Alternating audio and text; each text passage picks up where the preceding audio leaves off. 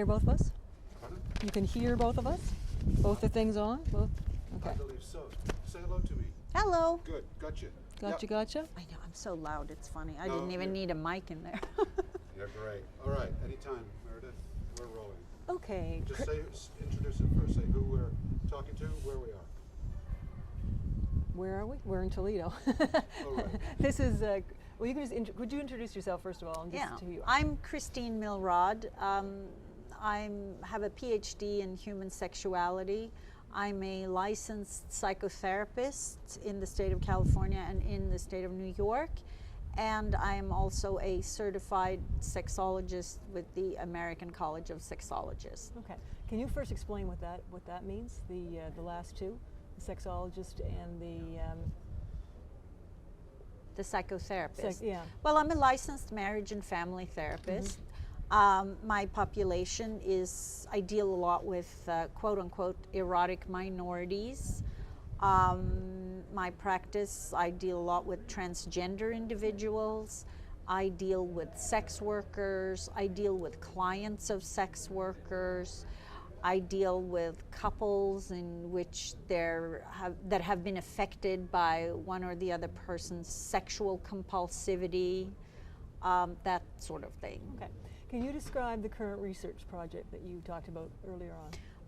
Yes. Well, I found that there was a real dearth of data on male clients of indoor prostitution or sex work. I decided to find out about men who are interested in the concept of the GFE, the girlfriend experience. And I wanted to know, what are these men looking for? Where are they looking for it? How are they accessing it? And I set out to find out. And so I obtained the responses of 584 men through what's called a quote-unquote prostitute review website that's available on the internet. So these are 584 men who contract for sexual services through one of these review websites, where the internet sexual service providers are reviewed by these men, and they are also linking their proprietary websites. The women do. They link their proprietary websites to the erotic review so that they can more easily and readily be found, so that the men can find them and contract for sexual services. Okay, and what did you find? Well, I suppose the most salient findings were that for this particular group of men, where the average income is 140,000 American dollars per year, where the average age is about 49 and a half, where over 40% of them had postgraduate degrees, that, and the majority of them, the vast majority, over 80%, were white, quote unquote. And I found that these men very much like to consort with women who are pretty much like themselves, maybe 10, 15 years younger, tops. These men don't even want young women. They want women like themselves. They want white women. They want women who are sexually uninhibited, who are interested in wanting to have sex, who have cheerful personalities, and who are basically into the sex act just as much as they are. And whether that's pretend or not, no one knows. But that's what these men want.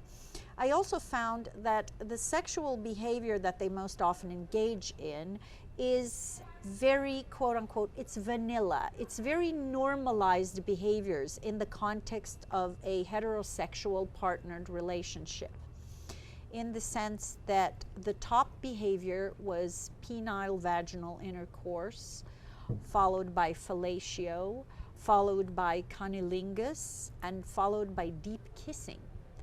So these are very, very traditional behaviors. And you could ask yourself, why don't they get that at home? And the answer is they do, but they don't get all of it. 10% wanted deep kissing because they're not getting that at home from their partner.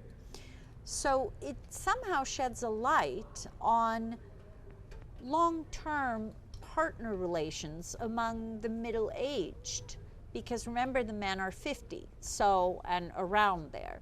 So it would stand to reason that the women are somewhat similar in age and in socioeconomic background.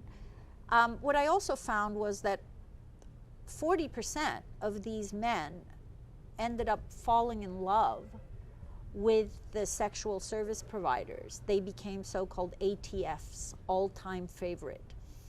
And the strongest correlation in the entire study was that when these men fell in love with the women, boundaries would be completely blurred, and they would start giving money to them aside from the base rate that they would pay for the hourly sexual experience, and also tips, exclusive of tips. We found that I found that they would pay more money and that they would fall in love with them, and that they really established relationships with these women that went way beyond the sexual actions. So how does your research differ from research on clients of street-based prostitutes? I think it differs along several dimensions. First of all, we're talking about a largely white population with graduate degree that's making $140,000+ a year on average. Second of all, the difference is that data from street prostitution has basically yielded that fellatio is the most common sexual act. Here it's not. It's the second most common. The most common is penile vaginal sex. And the most important thing, I think, is that these men want women who are in their 20s and 30s. They don't want young women. And they also don't exoticize the women, in that they are really, the majority of them look for white women. The other interesting thing is that these men are very security conscious. When they go and visit a provider, usually in her own environment, the third most important reason for not going through with the appointment is that they think that the neighborhood appears dangerous, and so they don't want to go there. Also, the third least liked aspect of being with a commercial sex worker is the fact that she smokes. So this was over height and weight issues, this was over appearance issues. So these people are fairly health conscious. Also, another thing that was interesting was that they did have an aversion to violent acts, and they were not great believers in rape myths. And the other thing that I thought was interesting was, even though they had access to it, they weren't really interested in having coitus without protection. That was the lowest on their totem pole in terms of acts mostly practiced with a provider, or what they were mostly looking for. And so what this study has done, it's also actually dimensionalized and explored, what does GFE mean? What does the girlfriend experience mean? And it means that it is an experience with a woman who is as sexually interested as the client, and also someone who is happy and cheerful, and someone who does not behave as if she is paid for the sexual act. Now, whether this is a case of the emperor's clothing or not, I don't know. You would have to ask the women. But this is what the men are interested in. Someone who is more equal to them, and someone who enjoys the sex act and they don't mind paying for it. Also, I think the significant difference is what they're paying. The average base rate for what these men pay per hour is $300+. You're not going to see that in street prostitution. Do you think your research then kind of overcomes some of the stereotypes we have of the clients? It may. What it does do is it does definitely show that sex work or prostitution is hierarchical, it's a segmented activity, and that you cannot just look at it from a monolithic perspective. It doesn't work, because this data speaks completely against that concept. One of the questions from someone in the audience was about the providers. Here we get the, let's just wait till the, can we just pause for a second? Yeah, we'll wait for the bells to stop ringing. Because that we will pick up. Time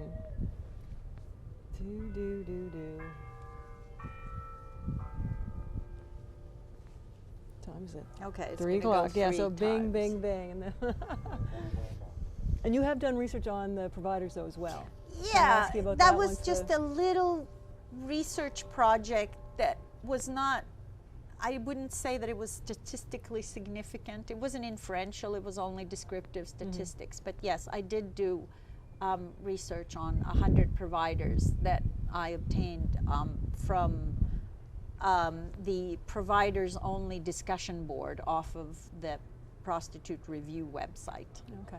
Well, I'll come back to that in just 1 second. Just the question from somebody in the audience was, it was assuming that prostitution is kind of monolithic and that all women are oppressed, if you will, in prostitution. And I just wonder if you can comment on your thoughts about that. Well, I think that we need to let the data speak for itself. And when I say data, I don't necessarily mean statistical data, but I think that you can go on the web and see how many women have invested enormous amounts in their appearance. They have invested significantly in maintaining, how shall we say, very elaborate websites. They go on tours, they have fan clubs. I think somebody who doesn't want to do or perform sex work wouldn't go to that extent if they really didn't want to do it. And we're not just talking about 1 or 2 providers. We're talking about the fact that there is a whole industry of providers who operate independently and travel from city to city, where they have a fan base. They announce on discussion boards that they will be coming to that city, and they charge maybe $600 an hour, $1,000 an hour, and that's just to talk to them. That's not just to have sex. So clearly, there are some women out there, whether they're doing it voluntarily or not, I don't know, but I can tell you that there are clearly some women out there who enjoy what they're doing. Because what we're also seeing is that there are women who are continuing to do this when they're in their 50s and 60s, and that's way past menopause, and they chose to do this, and they find that they're making a good living, and that's what they're doing. Mm-hmm. Another interesting thing you said was that, and I think this is where people have some trouble thinking about women. Some women actually like doing it or want to do it, and part of the film is actually becoming a little bit more about female sexuality and the constraints really that society puts on it. And as a therapist, is there something you can comment about that? I will professional? comment Yeah. about it, because I have sex workers who are clients, and their issues are not necessarily about how to stop doing sex work. Their issues is, how do I integrate sex work in the rest of my life? In other words, they may have boyfriends, they may have non-paying partners, but they don't want to give up the sex work. So I think the stereotype, or the prevailing stereotype, perhaps in the United States and perhaps in Europe, or I should say in post-industrialized nations, where there is a choice for women to do all kinds of work, because we are now not talking about, emerging economies where there's lots of migration, where there's very little choice for women in terms of professions and earning power. I think that there are women here who have really chosen to do this work, and their struggle is not about the work. Their struggle is to overcome the stigma of others looking at them and saying, you cannot possibly be doing this work and enjoying the work. Exactly. And I guess my last question is, why do you think that people have such a strong anti-prostitution point of view, and where do you think that stigma comes from? I think that stigma comes from two sources. I think one source is obviously religion, and I think religion has, earlier roots in the ancestral evolutionary environment where we're looking at humans being mammals, specifically primates, and we really have a biological environment where the male dominates. And I think in terms of controlling for errant offspring, I think that the male has always had a need to dominate and control women's sexuality. Much more so than his own, obviously. And so I think that there are certainly women who quote unquote cheat. There are female animals who cheat. And I think that when the male finds this out, it's being severely punished. And you see this with primates, and you see this in our society as well. And then I think that has translated to something cultural, because when human beings have evolved into Homo sapiens, we've had to have some form of psychological mechanism to keep women in their place, and religion has served as an excellent purpose for that. You mentioned there might be two factors. Religion. Well, that's it. I think the first factor is evolutionary pressures and adaptations, and the second factor is religion that has come out of evolution. Okay.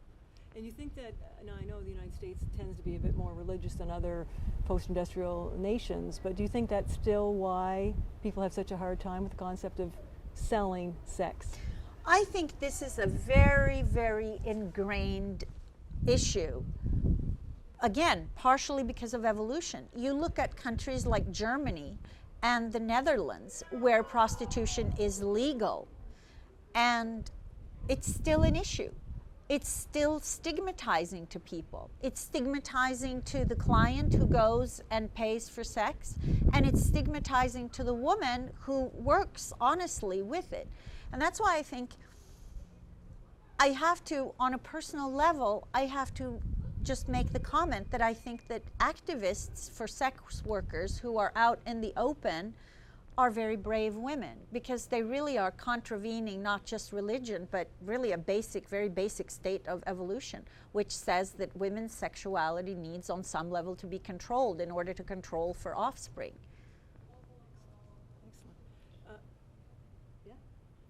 Oh, sorry, I thought you were going to make a comment. No, I don't comment. But no, since you stopped, I do want to get a couple of reverse angles, so don't move when you're finished. Okay, I'm just trying to make sure I've answered everything I want to ask. Yeah, absolutely. So you don't have really comment on the legal aspect, or you mentioned Germany in terms of the legalization, but with all your studies, do you think it should be decriminalized, or is that something you? Well, I think that's a personal. I'm not going there. Okay. And anything that you'd want to add about the study of the providers? Anything interesting in the same vein that kind of? Yeah, I will add to that, and I will say that the 100 providers that I found on the providers only discussion board on the Erotic Review, what I found was very interesting, that a fourth of them were married or partnered. They had children. Some of them were doing sex work as a secondary occupation. I found investment bankers, I found accountants, I found an attorney. A significant amount of them had obviously college degrees. And what was interesting, I asked more about their sexual behavior, and to them, sexual satisfaction was extremely important to them. And I also found that they were doing something which I think from a personal health perspective is very interesting. They were masturbating a lot.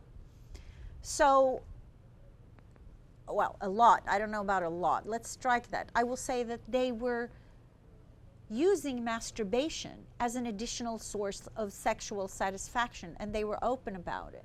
When I asked them about the sexual attitudes, they were liberal, with exception of, you know, having sex with children or animals was not a good thing. And they were liberal women, but they did enjoy the sex. And also, in terms of sexual orientation, I found a fair amount of bisexuality. So this was very interesting. So it could be that, oh, and the average age of the providers was 36 years old. So again, then can you comment on how that is different from more of the survival sex worker? Oh yes, these women were not doing this to survive. They were doing this to make extra money and possibly to combine business with pleasure. And I think that's the hardest part for people to understand. I mean, this is I find, and I find this when I show people my studies, you know, it doesn't matter what sort of political stripe you're of. The hardest thing for people to understand is that there are actually women who enjoy sex work and who really enjoy having orgasms with strange men or strangers. Yeah, I often find that if the woman is a victim, then you have much more support for them than when they're actually coming out and saying they enjoy it. There's no question about that at all. Exactly. Do you think, again, whether it's evolution or not or societal, do you think there are innate differences between male and female sexuality? I think there are innate differences, and the innate differences, I think men produce 20 times the amount of testosterone as women do. And what's interesting is that in my work, because many people say, well, how can we perform controlled experiments? Well, I live with these controlled experiments on a daily basis because I have clients who transition from female to male. And their sex drive after they are administered testosterone becomes equal to that of a male-born individual. And so they go from 0 to 60. They go from masturbating very frequently to looking at women, or if they're gay, trans men, to looking at other men, and they become much more sexual. So, you know, I think, now that doesn't mean to say that if you take a non-gender dysphoric female and you give her all that testosterone, that she is going to A, want to be more sexual, or B, even enjoy it. But for trans men, yes, there's an extreme rise in sexual desire and focus on sexual thoughts. And that I think is the innate difference between men and women, is the hormonal difference that you're seeing in you know, the average male and the average female. Fascinating. Okay, one more question. I just brought up something else. Can you just say, in terms of your own study with the men again, that many of the stereotypes again about clients is that they are violent and that they're doing it because they want to control women. Mm-hmm. Could you comment on that? Yes, I can comment on that, because when you look at motives, I've studied motives and I've separated them according to marital status. And we see that the men are basically paying for sex because they want to know and do things that their unpaid partner won't do. And they also want to have more sex because there's a discrepancy in sexual desire. So they want to purchase those sexual services. But what we see in single or widowed men is that some of them say they just have trouble meeting women and that they're not doing well, you know, in the dating game, so to speak, and that it's just easier for them to pay for the sex because it's guaranteed sex. And some other men are firm believers that there are no other women for them because they don't feel good about themselves. And I think that speaks to the fact that we have men who, in the grand scheme of things, are supposed to be invincible and sex is supposed to be so easy for them. But the fact is that it's not. And we have a lot of men who have sort of very poor self-confidence, and we also have women who are very critical of such men. And so it's both ways. We have a society where if you don't measure up, then you don't get a partner. Okay. And then what do you say when I said the same thing to somebody who was very, very anti-prostitution, like she runs an organization that's against prostitution. She said, well, we shouldn't, that may be true, but we don't want to set aside a whole class of women or other people to service those people. And I'm wondering what would your response to that be? Well, my response would be that these women feel that they are being paid adequately for a service that they wish to perform. And not only that, they are the ones setting the price. If a woman feels that access to her sexual techniques and her sexual behavior and practice is worth $500 an hour, then that's what she feels it's worth. And it's her right to put a price on that. So again, it really does come down to the survival sex worker versus the women that you're talking about, right? Because if you're a survival sex worker, $20 for a blowjob in the corner, you know, I could see more where that other person's coming from in terms of that not being a choice, perhaps. But we also have to make the distinction, and I would say that in countries that are economically disadvantaged, 9/10 of all commercial sex is survival sex. But in a place like the United States or in Europe or Canada, we just don't have the same economic conditions. And that's why I think survival sex here occupies a much smaller portion of commercial sex work in general. So it takes up a smaller proportion, and yet when you think about the rhetoric against prostitution, it's almost always about the survival sex workers. Right, to try because to protect them. exactly, because the people in the middle class and upper middle class echelons of sex work, they don't object. So they just go on practicing what they do, and they're making money, and they lead happy, nice lives for the most part in terms of what their choices are. Mm-hmm. Do you think there's a way to protect some women, like the survival sex workers, while allowing women who want to do it to do it? Well, it's not for me to say, because I don't really investigate survival sex work. I investigate the people who can afford to pay high fees and the women who choose to offer these high fees. And I would say that when you're looking at a review website where women go voluntarily and link up to it, and they even put these reviews on their own websites, when the base rate for 60 minutes of spending time with somebody is $300 plus, I don't even think we can remotely speak about survival sex. I think we're talking about, you know, a very profitable, thriving market where there are two actors that are very clear on what's going on, and they wish to remain that way. Yeah, okay. No, that's great. I'm just trying to get at, and this, I wish they would, can you still hear, I mean, can you really hear those kids in the background? Not through the Very annoying, but anyway.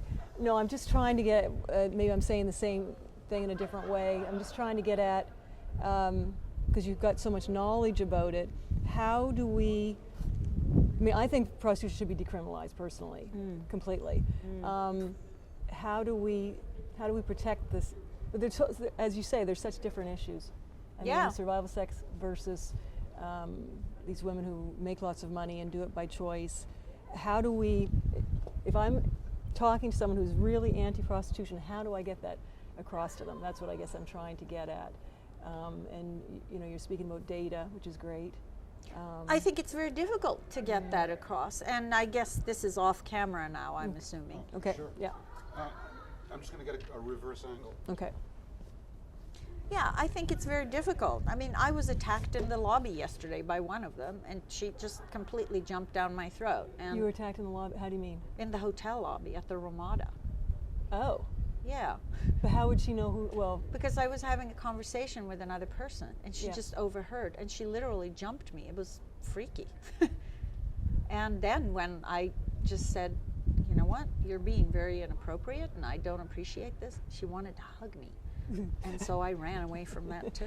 Well, see, at this kind of forum, there's a lot of religious people, a lot of but everybody's anti-trafficking. I mean, nobody that I know is pro-trafficking. It's Yeah, ridiculous. exactly. It's two different Yeah. issues. Well, that's what I'm saying. Yeah, It's exactly. Two different issues. Totally different issues. But how do I convince somebody who, and maybe as you say you can't because their ideologies are very, very strong. But this woman from Cat W I interviewed, Oh, Coalition yeah. Against No, Trafficking. I know Women. what it is. Oh, dear God. Yeah. You know, Which one was it? Norma Ramos. Uh-huh, She's the yeah. co-executive director. A very nice person, but there's no distinction in her mind between a survival sex worker and somebody making $3,000 a night or whatever. It's just it's violence against women, Yeah, and they obviously well, don't know their own That's not interests. logical. How is it? What's violent about it if somebody says this is what I want? But I think it gets back to female sexuality. It They does. think that the act of penetration, essentially, and definitely oral sex, is somehow inherently degrading for women. I would like to know what these women themselves do in bed. Yeah, That no, would be very fascinating to me to find that out, because I bet you that Yeah. and that's why you see so many of these men actually going to sex workers, because they're not getting what they want Because at they- home. I yeah. mean, you see this in the data. The data Yeah. speaks for itself. Yeah. Fascinating. Huh. Anyway, yeah, thank you.